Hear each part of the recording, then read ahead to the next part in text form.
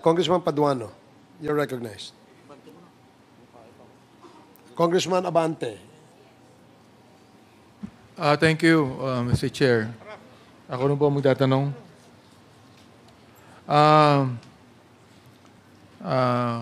Kasi, Mr. Chair, why do you refuse to answer Congressman Pimentel when he asked you about your schooling? Mr. Chair, hindi po kasi nakapagtapos. Hindi naman nakakaya, hindi ka nakapagtapos eh. Gusto lang na yung malaman kung saan ka nag-aral. Yun naman ang tanong, di ba? Hindi naman tinanong na kung saan ka nagtapos. Ang kitatanong natin, kung saan ka nag-aral. Pwede ba sagutin mo yun? Mr. Chair, marami po akong school na pinag-aralan po. Wala kang school na pinag-aralan o doon ka nag-aral sa China, hindi sa Manila? Kick-out student po ako. Kick-out ka. Magaling. Ngayon lang ako nakakita ng hindi nag-aral at kick-out na magaling sumagot sa hearing na ito. Ang mga kausap mo, mga congressman, pero ang galing mong sumagot, ang galing mo kami paikutin dito. Ngayon lang ako nakakita, Mr. Chair, ng isang babaeng 24 years old na walang pinag-aralan, drop out, na nakakasagot ng kanyang klaseng sagot sa hearing na ito. Pakisagot mo nga, Miss Casyong.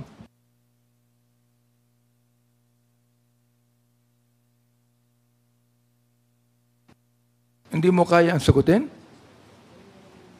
Magaling ka. Sapagkat napapaikot kami lahat dito. Oo.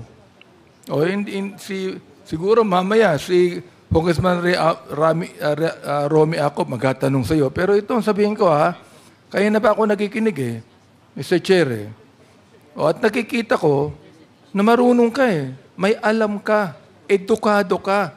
And you tell me now, you are refusing to answer the question of Congressman Pimentel on where you studied?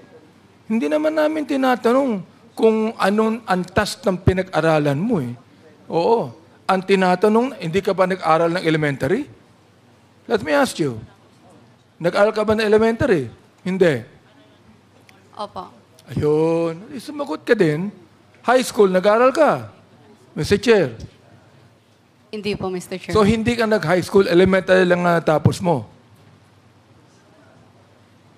Elementary lang? Opo. Ay, Mr. Chair, genius to. Genius. Elementary lang ang natapos niya, pero pinapaikot mo si Congressman Dan Fernandez. Elementary nga lang Pinapaikot si Congressman Dan Fernandez. Napapaniwala pa ni Congressman. Hindi, we're trying to be lenient, Mr. Chairman, if I may.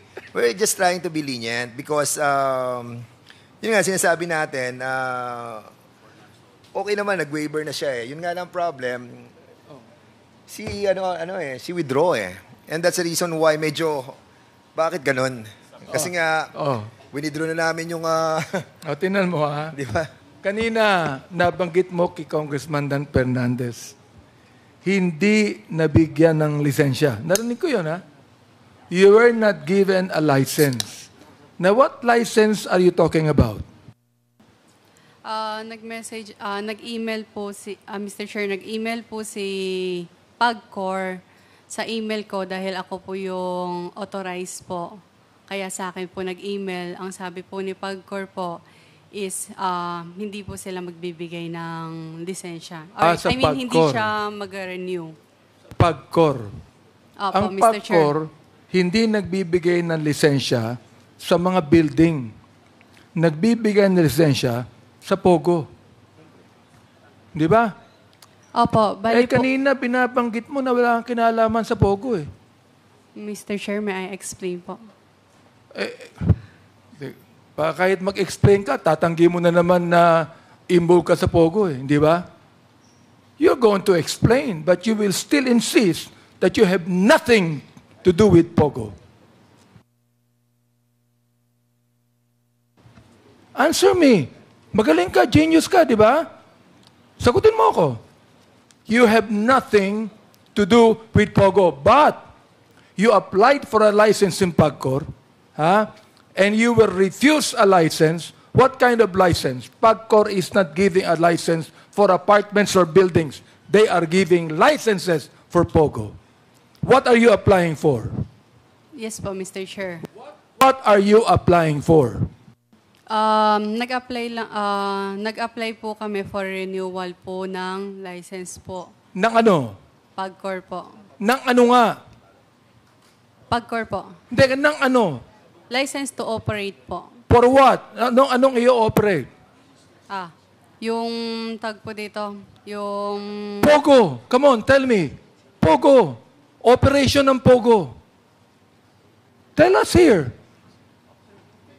Because look, we are preventing that Congressman Karap will again make a motion for contempt and consign you to Mandaluyong Correctional Institution. Now, you answer me now, what kind of license did you trying to get from PAGCOR? Mr. Chair, license to operate po ng PAGCOR. Ano? Anong Ng to business operate po. ng PAGCOR? Hindi pwedeng to operate ng PAGCOR. You applied for a license from PAGCOR. To operate what? To operate Pogo po. Yun. Ibig sabihin, involved ka sa Pogo. Hindi ka pwedeng mag-apply ng license sa PAGCOR na hindi mo alam na Pogo yan. Oh my goodness. Oh, nagpunta ka sa PAGCOR. Sinama mo pa si Atty. Harry Roque. Si Atty. Harry Roque naman, sapagkat alam mo may influence sa PAGCOR yan, nagpasama ka sa kanya at nagbayad ka pa ng dollar sa PAGCOR. According to Chairman Altenco. Am I right? Back charges. Nagbayad ka. Am I right? Yes po, Mr. Chair. Ano yung binayaran mo? Utang po. Utang ng Lucky ano? South. Utang mo? O No. utang ng po ano? ng Lucky South sa Therefore, PAGCOR po. kung hindi ka kasama sa Lucky South, bakit ikaw ang nagbabayad ng utang ng Lucky South sa PAGCOR, Mr. Chair? Pwede po, Mr. Sige, Chair. go ahead. Go ahead. Mr. Chair, authorized representative lamang po ako.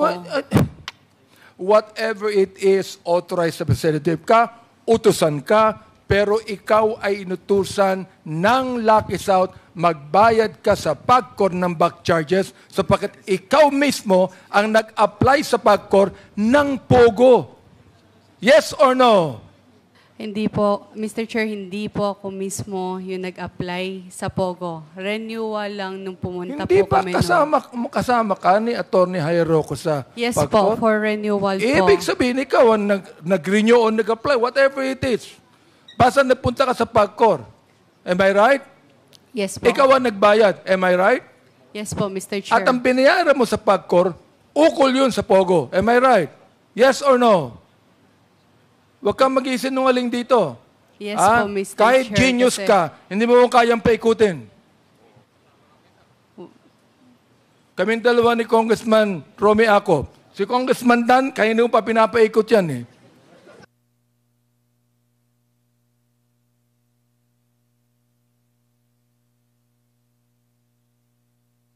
Mr. Chair. Mr. Chairman.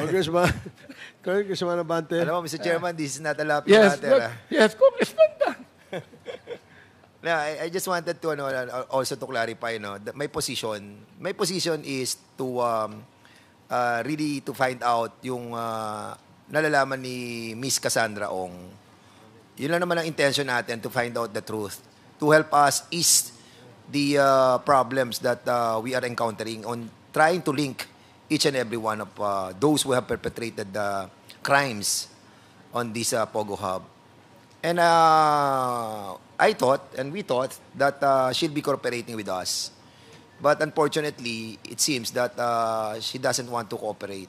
I hope, Kasi, that you will change your mind. Thank you, Mr. Chair. Noted. I know that Congressman Dan is so kind with beautiful women. Okay, are you done? Mr. Chair, no, Congressman? I'm at the time. I about have Okay, two please questions wrap more. up. Thank you. Yes. Ms. Cassie Ong, Mr. Chair, may I ask, do you know Rainier Chu?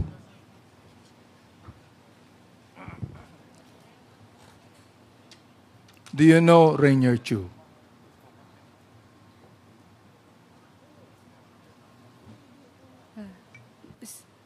Kilala mo ba si Rainier Chu? Yes or no lang yan, kung kilala mo o siya o hindi.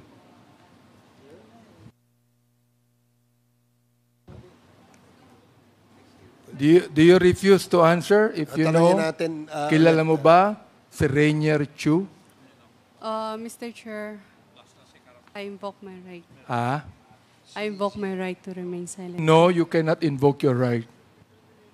That is not, this is not a court. This is a hearing in Congress. Chairman, She invoked her right not Chairman. to answer. Tinatanong kita, kilala mo ba si Rainier Chu? Okay, before that, Congressman Abante, is this a interjection? yes, Mr. Chairman, if the good congressman... Although Abante our will ground rules does not allow interjections, but the chair will allow you to speak. Thank you, Chairman. Congressman Paduano. Mr. Chairman, matanong ko lang po, that was the advice of your lawyer? No, that's yours. Now, ang ano kasi dito sa House, sa inquiry in aid of legislation, if the question and your answer will be incriminating to you. And what is incriminating to answer yes or no to that question of the Chairman Davante? Wala eh. Wala akong nakitang incriminating. Tinatanong ka pa lang naman kung kilala mo hindi. O yes or no lang. Pakisagot mo lang, kilala mo ba si Mr. Rainier Chu? Mr. Chair, pwedeng hindi ko po siya sagutin. So parang Mr. sinabi Chair. mo na rin, Mr. nakakilala mo siya. Chair, Okay. Mr. Chair. Again, sige, Congressman Acop. Attorney, are you advising your client properly? Because according to our rules, the refusal to answer any question which is not incriminatory to the resource persons, he can be cited in contempt. Alam nyo naman po siguro yan. So, kindly advise your lawyer kasi,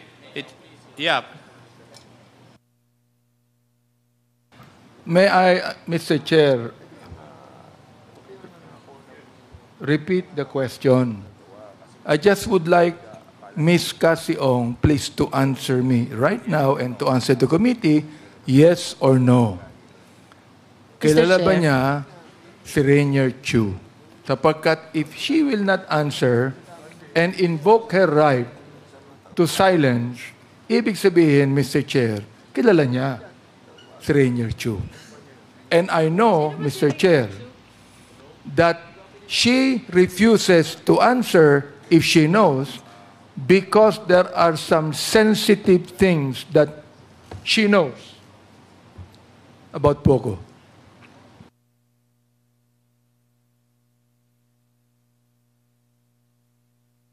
So your 30 seconds is up. Kasi, kilala mo ba si Mr. Rainier Chu? kakilala po. Okay. Yun. Pero po, again, hindi ko po siya, parang, O yun ang susunod kong tanong. Ano ang pagkakilala mo sa kanya? again, hindi ko po siya sobrang close po. Pero kilala ka niya. Hindi mo siya masyadong kilala, pero kilala ka niya at kilala ka niya na ikaw ay involved sa Pogo Hub. Hindi ko Again, sinayo mo na kanina na ang binayaran mo sa Pagcor Pogo involved ka. Please, Miss Ong, please. Sapagkat you have been answering, kahit noon pa, I was asking you, na sinasabi mo palagi, hindi ka involved sa Pogo, hindi mo alam ang Pogo. Right now, anyone can be caught in the mouth. Okay? A fish is always caught in the mouth. Unless otherwise, you use a net. Alright? So therefore, ngayon, inaamin mo sa committee ito na you know about Pogo. Inaamin mo na you lock it out, Pogo ang negosyo. Yes or no?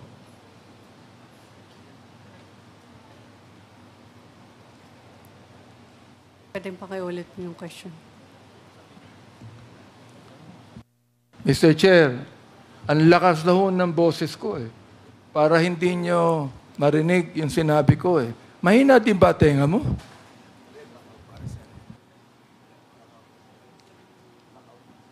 Ang lakas na ng boses ko eh. Uulitin ko pa ba? If I may, Mr. Chair. Congressman Nabante, if I may, just few. Alam mo, kasi sa tingin ng marami naming mga kasamahan dito, ikaw ay ginamit na dami. Ikaw ay dami ng mga taong nasa likod nitong Pogo.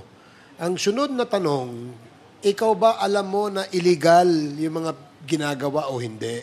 Kaya nga binibigyan ka namin ng pagkakataon. Dahil pwede mo namang sabihin na ginamit ka, na dami ka lang.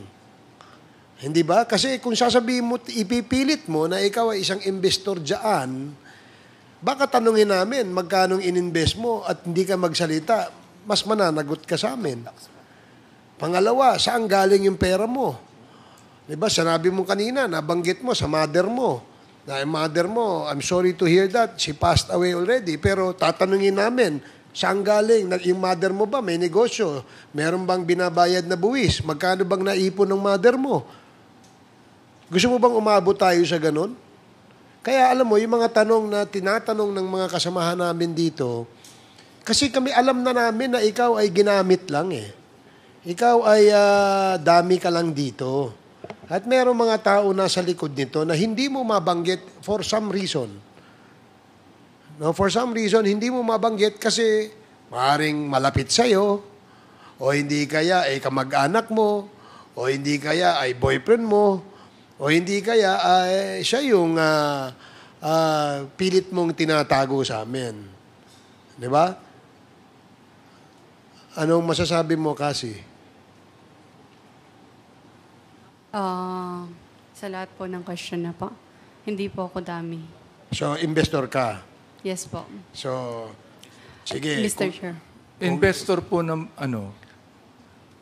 Mr. Chair, again po, Wordwin po. Mr. Chair, Kasi, how much did you earn in totality being the incorporator of Whirlwind Corporation? can I not disclose that po? Simple question. You've been a incorporator of Whirlwind Corporation. Kung ikaw ay incorporator, siyempre, at least alam mo kung magkano. Sabihin na lang natin, nung nag-start ka ng, sa Whirlwind Corporation, nung 2019 yung sa 2022. So magkano yung kinita mo na doon? Nagbabayad ka ba ng income tax? Do you have an income tax return? Ipatanong ko po sa tao ko. Basta, Kasi you're handling so much money. Tapos, a simple income tax return, hindi mo masagot. So, be cooperative. Magsabi ka na kasi ng totoo sa amin. Kasi yun lang kami makakatulong sa'yo. Natatakot ka ba sa mga tao na kapaligid sa'yo? Hindi ka natatakot? Hindi ka natatakot makulong? harapin ka ng boss. Ha? Mr. Chair. Ano na? If ever po there's a case against... Haharapin mo na lang yung kaso. Opo. So in other words, you don't want to be protected by being cooperative to this committee, and you will face the music with the court. Is that what you're trying to say? Ay, ibig sabihin, mas gugustuhin mo pang harapin talaga yung kaso mo sa korte kaysa bigyan ka namin ng pagkakataon na maging parte ng aming pinaglalaban dito sa Quad Committee ito, na mag-cooperate ka sa aming investigasyon. So, in other words, you will not be cooperating anymore by naming names. Yun lang naman hinihingi namin sa'yo kasi mga pangalan Wala po ako may bibigay na pangalan, Mr. Chair. Mr. Chair, Sige, Mr. Chair, Congressman Abante. I'd like to make a motion that we invite Mr. Rainer Chu in this hearing, Mr. Chair. I so move. There is a motion to invite Mr. Rainier Chu. Any second? Second, Mr. Chair. Duly seconded. No objections. Hearing no objections, the motion is carried. Comsec. Okay, Mr. Chair, isa na lang tanong, no? Sinabi mo kanina, Mr. Chair, Miss Cassie, na ang involvement mo ay yung income rentals ng Whirlwind. Am I right?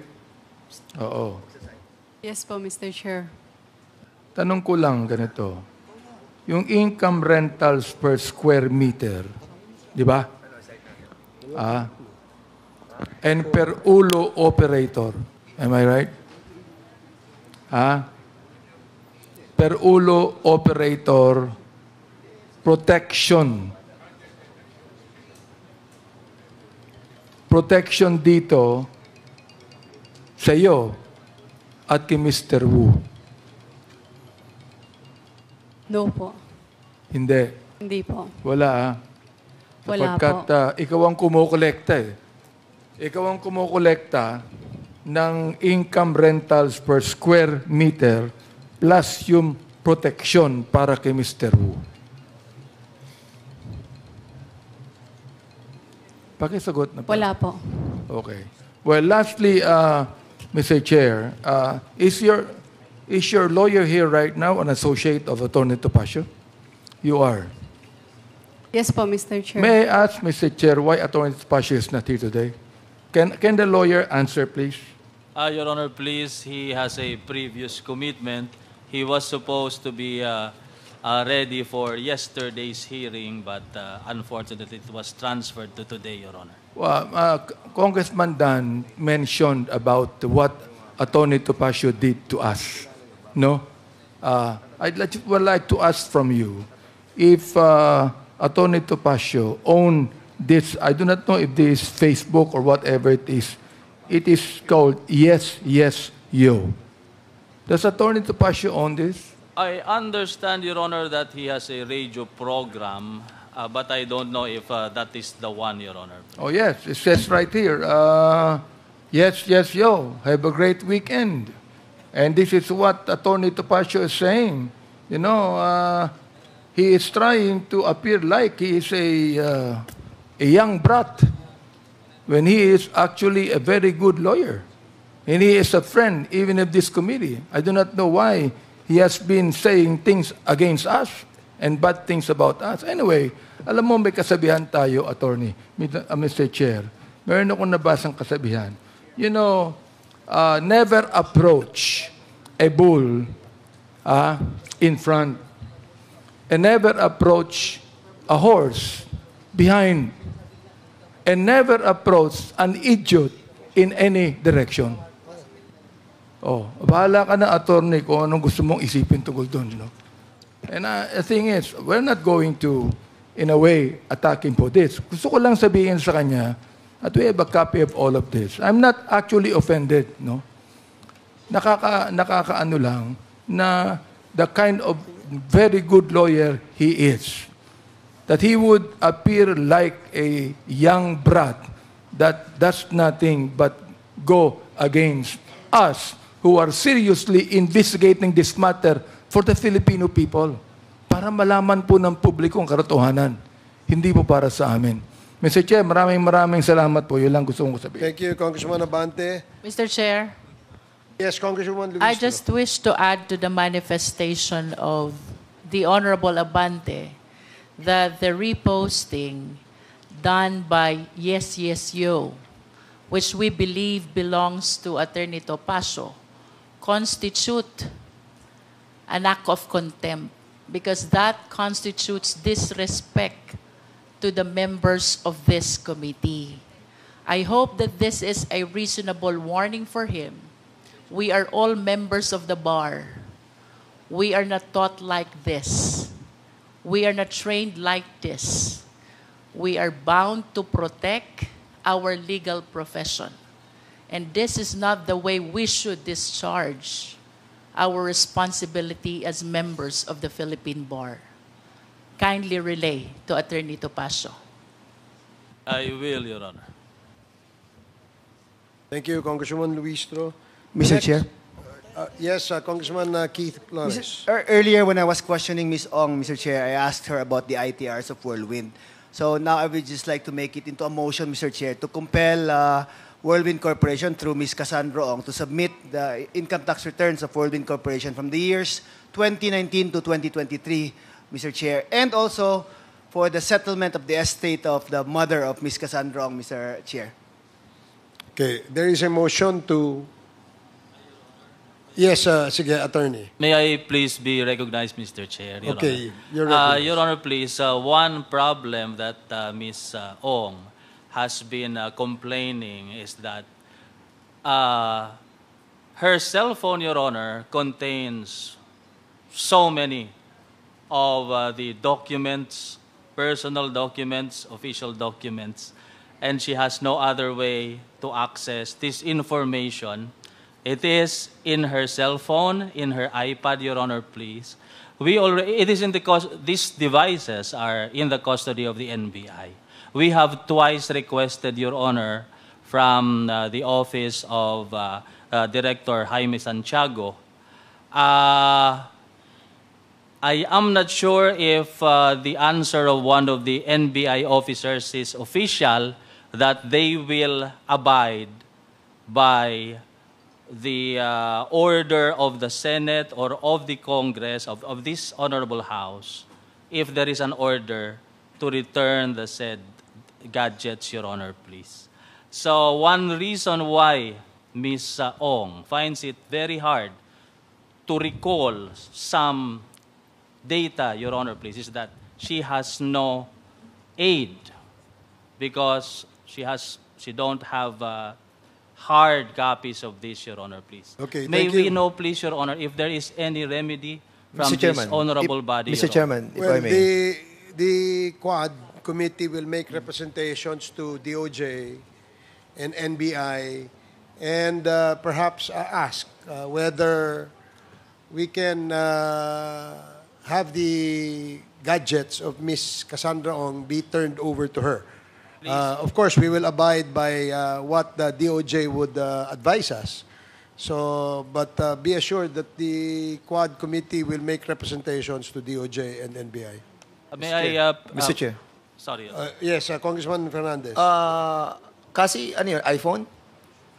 Meron kang iCloud? Meron kang cloud? Di ba? Opo, iPhone po, pero wala siyang... hindi ko po kasi... Hindi ka naka-cloud? Hindi siya naka-shared po eh. So All once the documents that you put on your cell phone, hindi siya automatic sharing sa cloud? Are you sure? Yes po. I can prove it naman pag nandyan po yung ano. Okay.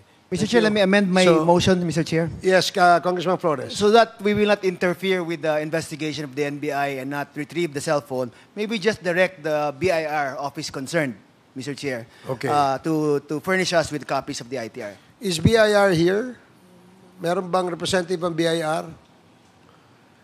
Yeah, in the last hearings, ito.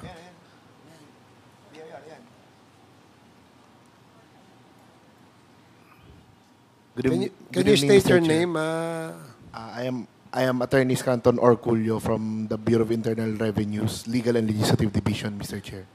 Okay, there is a request from Congressman Flores with respect to the ITR of the Whirlwind Corporation and Ms. Cassandra Leong on the periods 2019 to 2023, Mr. Chair. 2019 to 2023. Can you provide this committee those information?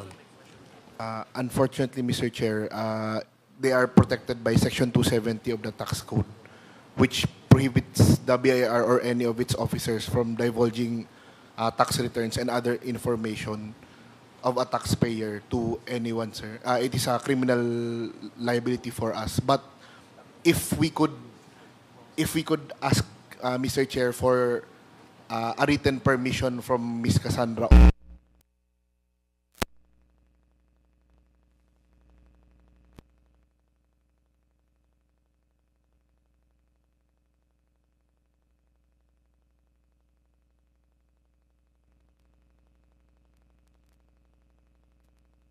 BIR doon sa hinihingi ni Congressman Flores na income tax return mo ng Whirlwind Corporation at saka yung estate ng mother mo, yung mother mo. Naintindihan mo ba yun? Yes po, Mr. Chair. Pwede ko pong konsultahin muna yung lawyer ko about that po, Mr. Chair. Attorney, please advise your client. And let us wait for the letter of Cassandra Ong to giving permission to the BIR to release these documents. In the meantime, we would like to ask the lawyer to please advise your client that before the day ends, before this hearing ends, may we be informed as to the decision of your client. Salamat. Thank you. Mr. Chair, Congresswoman Luistro. can I have a short inquiry with AMLA? Okay. Please proceed. May we know the status of the cases filed already against Cassandra Ong? Good afternoon, What Your cases Honor. have you filed so far with Cassandra Ong? Good afternoon, Your Honor. For Cassandra Ong, we have filed a money laundering complaint last Friday, Your Honor. And in your mandate, AMLA, have you